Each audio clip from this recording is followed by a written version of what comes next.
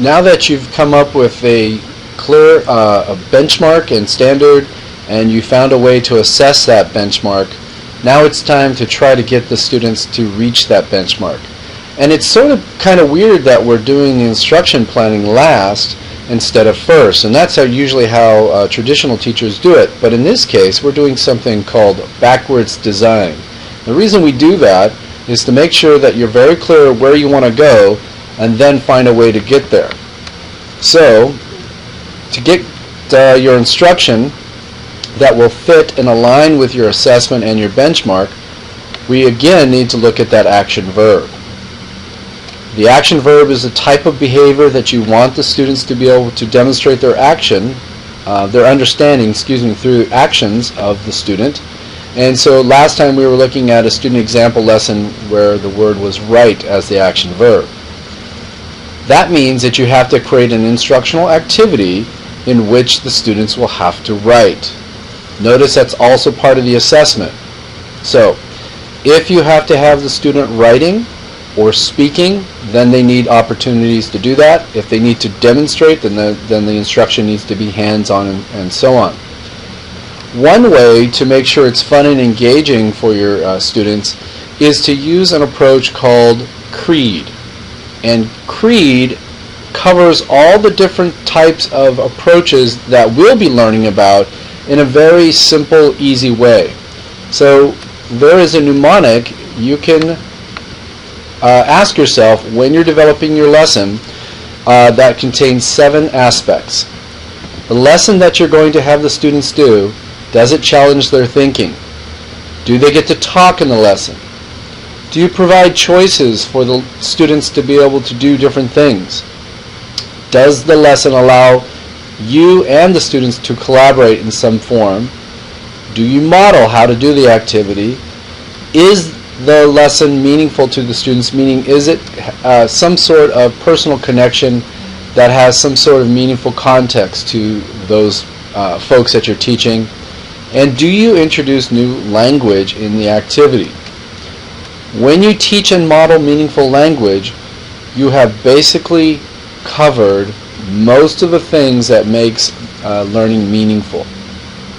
Now, your text also offers resources to consider when you are thinking about your lesson. For example, you may have some direct instruction, which is called lecture. Maybe you'll have some differentiated instruction, use of technology. Maybe you'll use questioning and discussion, grouping students. Notice there are 2 kinds, where everyone has the same ability or everyone has different abilities, what we call flexible grouping or heterogeneous grouping.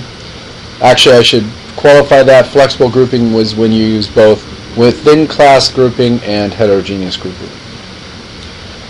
You also have some content strategies in which how to teach reading and writing, math and science, and also you may want to include types of homework.